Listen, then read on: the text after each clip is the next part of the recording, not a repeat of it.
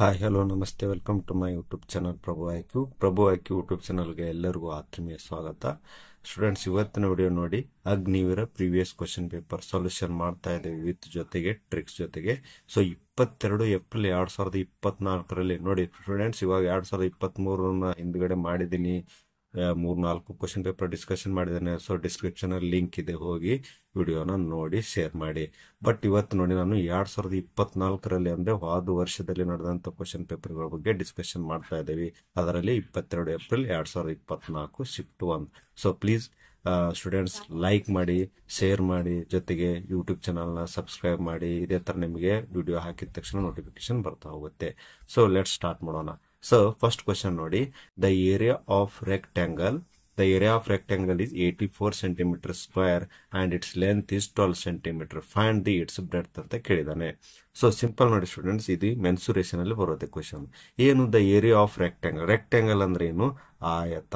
Sir rectangle ಅಂದ್ರೆ ಏನಾಗುತ್ತೆ? ಆಯತ. ಇದಕ್ಕೆ ಲೆಂತ್ ಇರುತ್ತೆ, ಇದಕ್ಕೆ ಬ್ರೆತ್ ಇರುತ್ತೆ. ಓಕೆ, ಸೊ ಇದರಲ್ಲಿ ಏನ್ ಕೊಟ್ಟಿದ್ದಾನೆ? ಇವಾಗ ಅವನು ಏರಿಯಾ ಕೊಟ್ಬಿಟ್ಟಿದ್ದಾನೆ. ಏರಿಯಾ ಅಂದ್ರೆ ಏನಪ್ಪಾ? ಇದ್ರದ್ದು ಏರಿಯಾ, ಕಂಪ್ಲೀಟ್ ಏರಿಯಾ ಎಷ್ಟು ಕೊಟ್ಟಿದ್ದಾನೆ? ಏರಿಯಾ ಇಸ್ ಈಕ್ವಲ್ ಟು ಎಷ್ಟು ಕೊಟ್ಟಿದ್ದಾನೆ? 84 ಸೆಂಟಿಮೀಟರ್ ಸ್ಕ್ವೇರ್. 84 ಸೆಂಟಿಮೀಟರ್ ಸ್ಕ್ವೇರ್ ಕೊಟ್ಟಿದ್ದಾನೆ. ಬಟ್ ಇದರಲ್ಲಿ ಏನ್ ಕೊಟ್ಟಿದ್ದಾನೆ? ಜೊತೆಗೆ ಲೆಂತ್ ಕೊಟ್ಟಿದ್ದಾನೆ. ಸರ್ ಲೆಂತ್ ಎಷ್ಟು ಕೊಟ್ಟಿದ್ದಾನೆ? 12 ಸೆಂಟಿಮೀಟರ್ ಕೊಟ್ಟಿದ್ದಾನೆ. ನಿಮಗೆ ಏನ್ ಕಂಡುಹಿಡಿಯಲಿದ್ದಾನೆ? ಬ್ರೆತ್ ಅನ್ನು ಕಂಡುಹಿಡಿದಾನೆ. ಅಂದ್ರೆ ಬ್ರೆತ್ ಅಂದ್ರೆ ಆಗಲ್ಲ. ಸೊ ಸಿಂಪಲ್ ನೋಡಿ, ಫಾರ್ಮುಲಾ ಏನ್ ಬರುತ್ತೆ? So area is equal to length into breadth sir. So next ನೋಡಿ, ಲೆಂತ್ ಎಷ್ಟು? 12 ಕೊಟ್ಟಿದ್ದಾನೆ. Okay sir. ನೆಕ್ಸ್ಟ್ ನೋಡಿ, ಲೆಂತ್ ನೋಡಿ 12 ಸೆಂಟಿಮೀಟರ್ ಕೊಟ್ಟಿದ್ದಾನೆ. ಜೊತೆಗೆ ಏರಿಯಾ ಎಷ್ಟು ಕೊಟ್ಟಿದ್ದಾನೆ? 84 ಸೆಂಟಿಮೀಟರ್ ಕೊಟ್ಟಿದ್ದಾನೆ. ನಿಮಗೆ ಏನ್ ಕಂಡುಹಿಡಿಬೇಕು? ಬ್ರೆತ್. ಸೊ ಇವಾಗ ಈ 12 ಈ ಸೈಡ್ ಬಂದ್ರೆ ಏನಾಗುತ್ತೆ ಸರ್? ಡಿವೈಡ್ ಆಗುತ್ತೆ. So B is equal to 84 divided by 12 ಅಂದ್ರೆ 12 7 ಅಂದ್ರೆ ಎಷ್ಟು ಸೆಂಟಿಮೀಟರ್? 7 ಸೆಂಟಿಮೀಟರ್ ಏನಾಗುತ್ತೆ? ನಿಮ್ದು ಆನ್ಸರ್ ಆಗುತ್ತೆ. ಹಾಗಾದ್ರೆ ಆ ಏರಿಯಾದು ಏನು, ಸಾರಿ ರೆಕ್ಟ್ಯಾಂಗಲ್ದು ಬ್ರೆತ್ ಏನಾಗುತ್ತೆ? 7 ಸೆಂಟಿಮೀಟರ್ ಗೊತ್ತಿರ್ಬೇಕು ನಿಮಗೆ. So area is equal to length into breadth ಏನಾಗುತ್ತೆ? ಫಾರ್ಮುಲಾ ಆಗುತ್ತೆ. ನೆಕ್ಸ್ಟ್ ನೋಡಿ, what is the highest common factor of 45, 50 and 90? ಅಂದ್ರೆ HCF ಕೇಳಿದಾನೆ. HCF ಅಂದ್ರೆ ಏನು? Highest common factor. ಸಿಂಪಲ್ ನೋಡಿ, 45 ಆಮೇಲೆ 50, 55 50 ಜೊತೆಗೆ 90ರದ ಮೋಸ ಕಂಡಿಡಿ ಅಂತ ಹೇಳಿದ್ದಾರೆ. ಸಿಂಪಲ್ ನಿಮ್ಗೆ ಗೊತ್ತಿರ್ಬೇಕು, ಮೋಸನ ಹೆಂಗ್ ಕಂಡಿಡ್ತೇವೆ ಅಂದ್ರ, ಒಂದು ಮಗ್ಗಿಯಿಂದ ಶುರು ಮಾಡಿದ್ರೆ ಕಂಪ್ಲೀಟ್ ಆಗಿ ಹೋಗ್ಬೇಕು, ಇಲ್ಲ ಅಂದ್ರೆ ಅಲ್ಲಿಗೆ ಸ್ಟಾಪ್ ಆಗಬೇಕು. ನಾನು ಇವಾಗ ಏನ್ ತಗೋತೀನಿ ಸರ್? 5 ಮಗ್ಗಿನ ತಗೊಳ್ಳಿ. ಹೋಗುತ್ತಾ sir? Okay sir. 5 9 45, 5 10 50, 5 1 5, 5 8 40. Okay sir, ಎಷ್ಟು ಬಂತು? ಓಕೆ. ನೆಕ್ಸ್ಟ್ ನೋಡಿ, 5 ಭಾಗಾಕಾರ ಮಾಡಿದ್ವಿ. ನೆಕ್ಸ್ಟ್ 9 10 18 ಭಾಗ ಹೋಗುತ್ತಾನಪ್ಪ. 2 ಮಗ್ಗಿಲೆ ಹೋಗಲ್ಲ, 3 ಹೋಗಲ್ಲ, 4 ಹೋಗಲ್ಲ, 5 ಹೋಗಲ್ಲ. ಸೊ ಅಂದ್ರೆ ಆನ್ಸರ್ ಏನಾಗುತ್ತೆ? ಇದ್ರು ಮೊಸ ಈಕ್ವಲ್ ಟು, ಹಾಗಾದ್ರೆ HCF ಈಕ್ವಲ್ ಟು ಏನಾಗುತ್ತೆ? HCF equal to 5. So final answer ಏನಾಗುತ್ತೆ ನಿಮ್ದು? 5. ಕ್ಲಿಯರಾ? ಓಕೆ ನೋಡಿ, what is the smallest 3 digit number? Okay sir ನೋಡಿ, ಏನಿದ್ರಲ್ಲಿ ಸಿಂಪಲ್ 3 ಡಿಜಿಟ್ ಅಂದ್ರೆ 3 ಡಿಜಿಟ್ ಸಂಖ್ಯೆಯಲ್ಲಿ ಇದರ ಅರ್ಥ ಏನು? ಇದರಲ್ಲಿ ಕೆಳಗಿನ ಆಪ್ಷನ್ ಅಲ್ಲಿ ಯಾವ್ದು ಚಿಕ್ಕ ಸಂಖ್ಯೆ ಅಂದಂಗೆ. ಸೊ ಸಿಂಪಲ್ ಏನಿದೆ ಸರ್? ಇದರಲ್ಲಿ 100, 104, 103, 100. ಆದ್ರೆ ಅತಿ ಚಿಕ್ಕ ಸಂಖ್ಯೆ ಯಾವ್ದಾಗುತ್ತೆ? 100 ಸರ್. ಇಷ್ಟೇ ಆನ್ಸರ್, ಇದರಲ್ಲಿ ಏನು ಜಾಸ್ತಿ ಇಲ್ಲ. ನೆಕ್ಸ್ಟ್ ಕ್ವಶನ್ ನೋಡಿ, if 5 people complete a task in 10 days, how many days will it take for 1 person to complete the same work? Simple timed work ಇದೆ. ಅಂದ್ರೆ ಒಂದು ಕೆಲಸನ 5 ಜನರು 10 ದಿನದಲ್ಲಿ ಮುಗಿಸ್ತಾ ಇದ್ದಾರೆ. ಹಾಗಾದ್ರೆ ಹೌ ಮೆನಿ ಡೇಸ್, ಹಾಗಾದ್ರೆ ಎಷ್ಟು ದಿನ ಬೇಕು ಒಬ್ಬ ವ್ಯಕ್ತಿ ಮುಗಿಸೋದಕ್ಕೆ? Simple time and work, MDH formula ಅಂತ ಕರೀತಾರೆ. ಹಾಗಾದ್ರೆ ಡಿ ಇಸ್ ಕೊಟ್ಟು ಎಷ್ಟಾಗತ್ತಪ್ಪ? 5 10 50. ಸೊ ಆನ್ಸರ್ ಏನಾಗುತ್ತೆ? 50 ಡೇಸ್. ನೆಕ್ಸ್ಟ್ ನೋಡಿ, 5ನೇ question, if A 70 litre of mixture contains 30% water, what is the quantity of milk in it? So simple ನೋಡಿ ಸ್ಟೂಡೆಂಟ್ಸ್, 70 ಲೀಟರ್ದು ಏನಿದೆ ಒಂದು ಮಿಕ್ಸ್ಚರ್ ಇದೆ. ಸೊ ಇದರಲ್ಲಿ ಏನಿದೆ? 30% ವಾಟರ್ ಇದೆ. ನೆಕ್ಸ್ಟ್ ಹಾಗಾದ್ರೆ 30% ವಾಟರ್ ಇದೆ ಅಂದ್ರೆ ಅಫ್ಕೋರ್ಸ್ ಇನ್ನೇನಿರುತ್ತೆ? 70% ಮಿಲ್ಕ್ ಇರಲೇಬೇಕು. ಹೌದಾ? ಹಾಗಾದ್ರೆ ನಮಗೇನ್ ಕೇಳಿದ್ರೆ, ಹಾಗಾದ್ರೆ ಸರ್ ಮಿಲ್ಕ್ ಎಷ್ಟು ಲೀಟರ್ ಇದೆ ಅಂತ ಕೇಳಿದಾನೆ. ಸೊ ಟೋಟಲ್ ಇರೋದೆಷ್ಟು? 70 ಲೀಟರ್. 30% ವಾಟರ್ ಅಂದ್ರೆ ಉಳಿತಷ್ಟು 70% ಮಿಲ್ಕ್. ಹಾಗಾದ್ರೆ 70% ಬರ್ಕೋರಿ. 70% ಅಂದ್ರೆ ಡಿವೈಡೆಡ್ ಬೈ 100. ನೋಡಿ ಈ ಜೀರೋ ಈ ಜೀರೋ ಈ ಜೀರೋ ಈ ಜೀರೋ 7 ಅಂದ್ರೆ ಎಷ್ಟು 49 ಲೀಟರ್ ಏನಿರುತ್ತೆ ಮಿಲ್ಕ್ ಇರುತ್ತೆ. ಅಂದ್ರೆ ಉಳಿದಿರೋದೆಷ್ಟು ಅದೇನು 30% ಅಂದ್ರೆ ಅದೇನಾಗುತ್ತೆ 21 ಲೀಟರ್ ಏನಾಗುತ್ತೆ ಸರ್ ನೀರಾಗುತ್ತೆ. ಸೊ ಐ ಹೋಪ್ ಕ್ಲಿಯರ್ ಆಯ್ತು ಅಂತ ಅನ್ಕೋತೀನಿ. Next, which number is divisible by 10? ನೋಡಿ ಸಿಂಪಲ್ಲಿ 10ರಲ್ಲಿ ಭಾಗಾಕಾರ ಯಾವ್ದು ಹೋಗುತ್ತೆ ನೋಡಿ. ನಿಮ್ಗೆ ಗೊತ್ತಿರ್ಬೇಕು ಡಿವಿಸಿಬಿಲಿಟಿ ರೂಲ್ ಅಂತ ಹೇಳಿದ್ದೀನಿ. ನಾನು ಆಲ್ರೆಡಿ ನೋಡಿದ್ದೀನಿ ಹಿಂದಿನ ಕ್ಲಾಸಲ್ಲಿ 3ರ ಡಿವಿಸಿಬಿಲಿಟಿ ರೂಲ್ ಏನು ಹೇಳುತ್ತೆ, ಕೊಟ್ಟಿರೋ ಡಿಜಿಟ್ನ ಕೂಡಿಸಿ ಅದು 3ಲೇ ಭಾಗ ಹೋದ್ರೆ 3 ಡಿವಿಸಿಬಿಲಿಟಿ.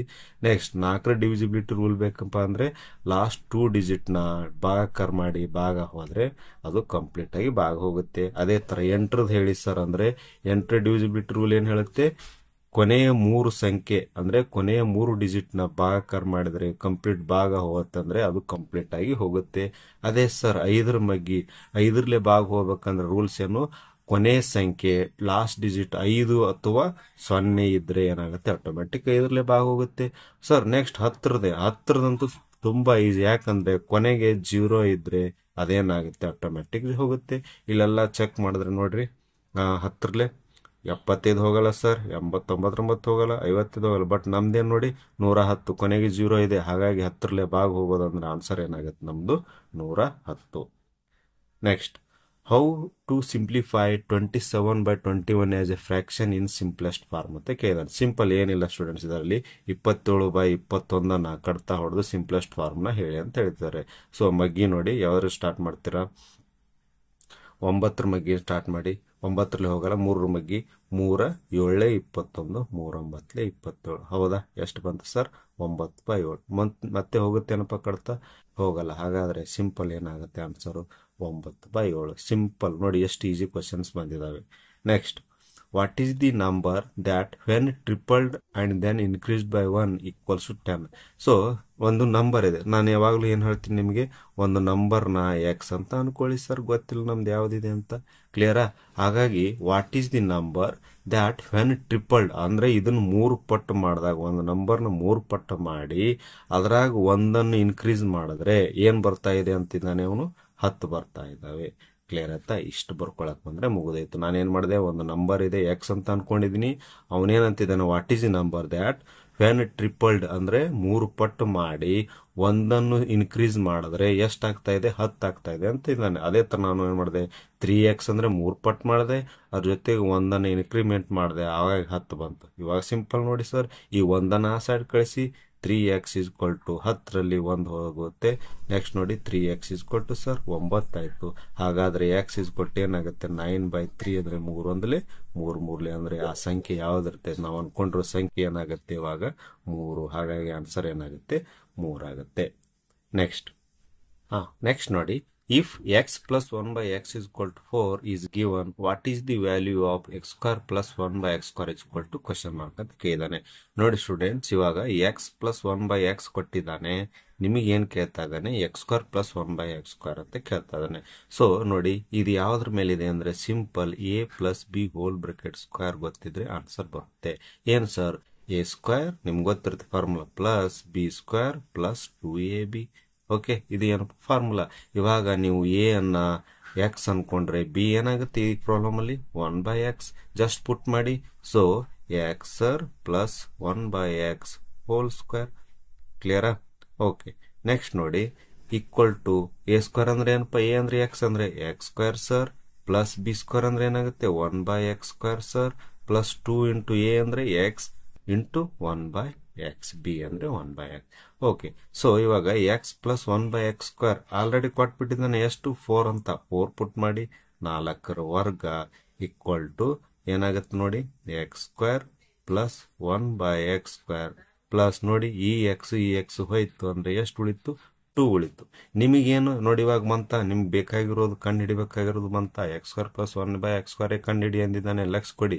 ಹಾಗಾದ್ರೆ ಈ ಎರಡನ್ನ ಈ ಸೈಡ್ ಕಳಿಸಿ ಏನಾಗುತ್ತೆ, 4 ಎಷ್ಟಪ್ಪ 16, ಈ ಪ್ಲಸ್ 2 ಈ ಕಡೆ ಬಂದ್ರೆ -2 ಆಯ್ತು, ಅಂದ್ರೆ ಈ ಕಡೆ ನೋಡಿತ್ತು x² ಪ್ಲಸ್ 1/x².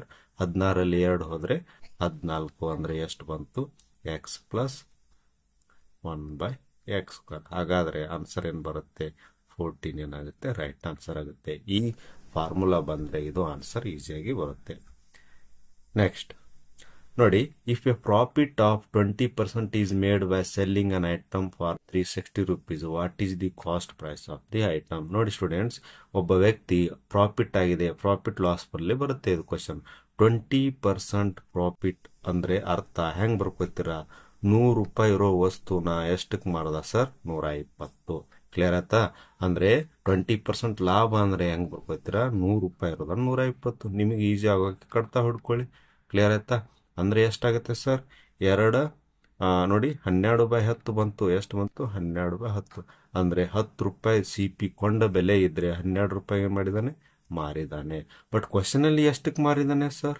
ನೋಡಿ, ಸೆಲ್ಲಿಂಗ್ ಎಷ್ಟು? 960 ರೂಪಾಯಿಗೆ. ಬಟ್ ಇಲ್ಲಿ ಏನ್ ಬಂದಿದೆ? 12 ಅನುಪಾತ ಬರೋಬ್ಬರಿ 960. ಅಂದ್ರೆ ಎಷ್ಟು ಕಿಂಟು ಮಾಡಿದಾನೆ? 12 ಎಷ್ಟಲೆ 8 ಅಂದ್ರೆ 80. 1280 ಮಾಡಿದಾನೆ. ಹಾಗಾದ್ರೆ ನಿಮಗೇನು ಕೊಂಡ ಬೆಲೆ ಬೇಕಂದ್ರೆ ನೀವು 10ಕ್ಕೆ ಗುಣಾಕಾರ ಎಷ್ಟು ಮಾಡಿ? 80 ಮಾಡಿ. ಅಂದ್ರೆ ಎಷ್ಟು ಬರುತ್ತೆ? 800 ರೂಪಾಯಿ. ಹಾಗಾದ್ರೆ ಇದೇನಾಯ್ತು? ಎಷ್ಟಕ್ಕೆ ತಗೊಂಡಿದ್ದ ಅಂದ್ರೆ ಕೊಂಡ ಬೆಲೆ 800 ರೂಪಾಯಿ ತಗೊಂಡಿದ್ದ. ಸೊ ಹಾಗಾಗಿ ಆನ್ಸರ್ ಏನು ಬರುತ್ತೆ? 800 ರೂಪಾಯಿ. ನೆಕ್ಸ್ಟ್ ನೋಡಿ, what is the average of the number 11. ನೋಡಿ ಸ್ಟೂಡೆಂಟ್, ಈ ಪ್ರಾಬ್ಲಮ್ಗೆ ನೀವು ಪ್ರಾಬ್ಲಮ್ ಸಾಲ್ವ್ ಮಾಡೋ ಅವಶ್ಯಕತೆ ಇಲ್ಲ. ಡೈರೆಕ್ಟ್ ಆನ್ಸರ್ ಏನು ಬರುತ್ತೆ? 11. ಯಾಕಂದ್ರೆ ಪ್ರತಿಯೊಂದು 11 ಇದ್ರೆ ಸರಾಸರಿನ 11. ನನ್ನ ಮೇನ್ ಇಂಟೆನ್ಷನ್ ಸರಾಸರಿ ಅಂದ್ರೆ ಏನು? ಸಮನಾಗಿ ಹಂಚೋದು. ಫಾರ್ ಎಕ್ಸಾಂಪಲ್ ನಿಮಗೆ ಬೇಕಂದ್ರೆ ಇನ್ನೊಂದು ಸಾಲ್ವ್ ಮಾಡ್ತೀನಿ. ಈಗ 2, 2, 2 3 ವಸ್ತುಗಳು, 3 ಸಂಖ್ಯೆಗಳು ಎರಡು ಕೊಟ್ಟು ಸರಾಸರಿ ಅಂದ್ರೆ ಏನ್ ಮಾಡ್ತೀರಾ? ಪ್ರತಿಯೊಂದನ್ನು ಕೂಡಿಸ್ಬೇಕು. ಎಷ್ಟು ಸಂಖ್ಯೆ ಡಿವೈಡ್ ಮಾಡ್ರಿ. ಅಂದ್ರೆ ಎಷ್ಟಾಗುತ್ತೆ? 2, 2, 2 ಅಷ್ಟಾಯ್ತು, 6 ಆಯ್ತು ಸರ್. ಡಿವೈಡೆಡ್ 3, 3 ಅಂದ್ರೆ 3, 2. ಸೊ ಹಾಗಾಗಿ ಇಲ್ಲಿ ನೋಡಿ, 11 ಕೂಡ್ಸೋತಾ ಕೂತು ಟೈಮ್ ವೇಸ್ಟ್ ಮಾಡೋ ಅವಶ್ಯಕತೆ ಇಲ್ಲ. ಸಮ ಸಂಖ್ಯೆ ಜೊತೆಗೆ ಇತ್ತಂದ್ರೆ 11 ಅಂದ್ರೆ ಎವರೇಜ್ 11 ಬರುತ್ತೆ. 2, 2, 2 ಎವರೇಜ್ ಕಂಡು ಹಿಡಿ ಅಂದ್ರೆ 2 ಬರುತ್ತೆ. 3, 3, 3 ಎವರೇಜ್ ಕಂಡು ಹಿಡಿ ಅಂದ್ರೆ 3 ಬರೋದು. ಹಾಗಾಗಿ ಇದ್ರದ್ದು ಅವಶ್ಯಕತೆ ಇಲ್ಲ ಸರ್ ನಮಗೆ ಬೇಕು ಯಾವ ತರ ತಪ್ಪ ಅಂತ ಸಾಲ್ವ್ ಮಾಡಬೇಕು ಅಂತ ಅನ್ಕೊಂಡ್ರೆ ಸಿಂಪಲ್ ಏನ್ ಮಾಡ್ಬೇಕು? 11 + 11 + 11 + 11 ಎಷ್ಟು? 4 ಇದಾವೆ. ಡಿವೈಡೆಡ್ ಬೈ 4 ಮಾಡಿ. 11 4 ಸರ ಕುಳಿಸಿದ್ರೆ 44 ಆಗುತ್ತೆ. Divided by 4 4 11. ಹಾಗಾಗಿ ಆನ್ಸರ್ ಏನಾಗುತ್ತೆ? 11. ಕ್ಲಿಯರಾ? ಬಟ್ ಈ ತರ ಮಾಡಕ್ ಹೋಗ್ಬೇಡಿ. ಯಾಕಂದ್ರೆ ಕ್ವಿಕ್ ಟ್ರಿಕ್ ಅಲ್ಲಿ 11 ಸಮ ಸಂಖ್ಯೆ ಎಲ್ಲಾನು ಒಂದೇ 11 ಇದ್ರ ಎವರೇಜ್ ಕಂಡಿಡಿ ಅಂದ್ರೆ ಅದೇ ಸಂಖ್ಯೆ ಬರುತ್ತೆ. ನೆಕ್ಸ್ಟ್ ನೋಡಿ, if the ratio of ages between A and B is 1:3, ಅಂದ್ರೆ A ಮತ್ತು B ಯ ವಯಸ್ಸಿನ ಅನುಪಾತ ಕೊಟ್ಟಿದ್ದಾನೆ 1:3. ಅದರಲ್ಲಿ ಯಾರ ಏಜ್ ಕೊಟ್ಟಿದ್ದಾರೆ? B age is 15 years. ನೋಡಿ ಸಿಂಪಲ್, B ಏಜ್ ಕೊಟ್ಬಿಟ್ಟಿದ್ದಾನೆ. ಎಷ್ಟು ವರ್ಷ ಸರ್? 15 ವರ್ಷ. ಹಾಗಾದ್ರೆ A ಏಜ್ ಕಂಡಿಡ್ರಿ. ಸೊ 3 ಅನುಪಾತ ಬರೋಬ್ಬರಿ 15 ಅಂದ್ರೆ ಏನು ಗುಣಾಕಾರ ಮಾಡಿದನಪ್ಪ? 3 ಇಲ್ಲೇ 15. ಅದೇ ತರ ನೀವು ಇದಕ್ಕೆ 5 ಗುಣಾಕಾರ ಮಾಡಿ ಅಂದ್ರೆ 1 ಇಲ್ಲೇ 5. ಹಾಗಾದ್ರೆ A ವಯಸ್ಸು ಎಷ್ಟಾಗುತ್ತೆ? 5 ವರ್ಷ. ಸಿಂಪಲ್. ನೆಕ್ಸ್ಟ್ ನೋಡಿ, what is the simple interest on ₹2,500 for 3 years at the annual interest rate of 5%? Simple ನೋಡಿ, ಏನ್ ಕೊಟ್ಟಿದ್ದಾನೆ? ಪ್ರಿನ್ಸಿಪಲ್ ಕೊಟ್ಟಿದ್ದಾನೆ ಸರ್. ಎಷ್ಟು? 2,500 ರೂಪಾಯಿ. ಓಕೆ, ಸಮಯ ಕೊಟ್ಟಿದ್ದಾನೆ 3 ವರ್ಷ. ಆಮೇಲೆ ರೇಟ್ ಕೊಟ್ಟಿದ್ದಾನೆ ಎಷ್ಟಪ್ಪ? 5%. Simple formula hockey SI = BTR divided by 100. Okay, ಏನಾಗುತ್ತೆ? ಪ್ರಿನ್ಸಿಪಲ್ ಎಷ್ಟು ಹಾಕಿದ್ದಾನೆ? 2,500. ಸಮಯ 3, ಬಡ್ಡಿ ದರ 5% ಡಿವೈಡೆಡ್ ಬೈ 100. 0 0 ಹೋಯ್ತು. Okay, 25 75 into 5. ನೋಡಿ 5ರಲ್ಲಿ ಗುಣಾಕಾರ ಮಾಡಿದ್ರೆ 5 ಇಲ್ಲಿ 25, 2 ಕೈಲಿ 5 35, 2 375. ಹಾಗಾದ್ರೆ SI ಎಷ್ಟು ಬರುತ್ತೆ? 375. ಸರಳ ಬಡ್ಡಿ ಎಷ್ಟಾಗುತ್ತೆ? 375. ನೋಡಿ student, what is the result of applying the BODMAS rule of the expression 5/7 - 3/7 + 1/14? Simple ನೋಡಿ, ಏನಿದೆ ಕ್ವಶನ್? 5/7 ಜೊತೆಗೆ -3/7 ಇದೆ ಪ್ಲಸ್ 1/14 ಇದೆ. ಕ್ಲಿಯರಾ? ಓಕೆ, ಏನ್ ಮಾಡ್ಬೇಕು ಸರ್? ಫಸ್ಟ್ ನೋಡಿ, 2 ಬೇಸ್ ಸಮ ಇದಾವಲ್ಲ, 2 ಬೇಸ್ ಸಮ ಇದ್ರೆ ಅಂದ್ರೆ ಡಿನಾಮಿನೇಟರ್ ಸಮ ಇದ್ರೆ ಮೇಲೆ ಸಿಂಪಲ್ ಮೈನಸ್ ಮಾಡ್ಬಿಡಿ. 5ರಲ್ಲಿ 3 ಹೋದ್ರೆ 2 sir, divided by 7 plus 1/14. Next ನೋಡಿ, ಬೇಸ್ ಚೇಂಜ್ ಇದಾವೆ. ಹಾಗಾಗಿ ಏನ್ ಮಾಡ್ಬೇಕು? ಓರೆ ಗುಣಾಕಾರ ಮಾಡ್ಲೇಬೇಕು. ಅಂದ್ರೆ 14 28 ಪ್ಲಸ್ 7 1 7 ಡಿವೈಡೆಡ್ ಬೈ 14 ಎಷ್ಟಾಗುತ್ತೆ? 98 ಆಗುತ್ತೆ. ನೋಡಿ ನಾನು ಏನ್ ಮಾಡಿದೆ? ಓರೆ ಗುಣಾಕಾರ 14 28, 7 1 7, ಆಮೇಲೆ 14 98. ಕ್ಲಿಯರ್? ಹಾಗಾಗಿ ಎಷ್ಟು ಬಂತು ಸರ್? 38, 28ರಲ್ಲಿ 7 ಕೂಡಿಸಿದ್ರೆ 35 ಜೊತೆಗೆ ಡಿವೈಡೆಡ್ ಬೈ 98. ಸರ್ ಆನ್ಸರ್ ಇದೆನಾ? ಇಲ್ಲ. ಏನು ಮಾಡಬೇಕು? ಸಿಂಪಲ್ ಗುಣಾಕಾರ ಮಾಡಲೇಬೇಕು. ಎಷ್ಟರ ಮಗ್ಗಿಲೆ ನೋಡಿ, 7 5 35, 7 1 7 ಎಷ್ಟು ಉಳಿತು? 7 4 28. ಹಾಗಾಗಿ ಎಷ್ಟು ಬಂತು ಆನ್ಸರ್? 5/14. ಸೊ ಆನ್ಸರ್ ಏನು ಬರುತ್ತೆ? 5/14. ನೆಕ್ಸ್ಟ್ ನೋಡಿ, ವಾಟ್ ಈಸ್ 10% ಆಫ್ RS 2500? 2500ರ 10% ಕೇಳ್ತಾ ಇದ್ದಾನೆ. ಸಿಂಪಲ್ 10 ಡಿವೈಡೆಡ್ ಬೈ 100 ಮಾಡಿ. ಈ 0 ಐತಿ, ಈ 0 ಅಂದ್ರೆ ಎಷ್ಟಾಗುತ್ತೆ? 250. ಸಿಂಪಲ್ ಆನ್ಸರ್ ಏನಾಗುತ್ತೆ? 250. ಸೊ ಐ ಹೋಪ್ ನಿಮ್ಗೆ ಕ್ಲಿಯರ್ ಆಯ್ತು ಅಂತ ಅನ್ಕೋತೀನಿ. 15 ಕ್ವಶನ್ಸ್ ತುಂಬಾ ಈಸಿ ಕ್ವಶನ್ಸ್ ಇತ್ತು ಈ ಶಿಫ್ಟ್ ಅಲ್ಲಿ. ಯಾವ್ದಂದ್ರೆ 22 ಏಪ್ರಿಲ್ 2024ರಲ್ಲಿ. ಸೊ ಐ ಹೋಪ್ ನಿಮ್ಗೆಲ್ಲರಿಗೂ ಕ್ಲಿಯರ್ ಆಯ್ತು ಅಂತ ಅನ್ಕೋತೀನಿ ಸ್ಟೂಡೆಂಟ್ಸ್. ಇದೇ ತರ ಈ 2024ರಲ್ಲಿ ಇರುವಂತ ಎಲ್ಲ ಕ್ವಶನ್ ಪೇಪರ್ಗಳನ್ನ ನೆಕ್ಸ್ಟ್ ವಿಡಿಯೋದಲ್ಲಿ ಇದೇ ತರ ಸಾಲ್ವ್ ಮಾಡ್ತೀನಿ.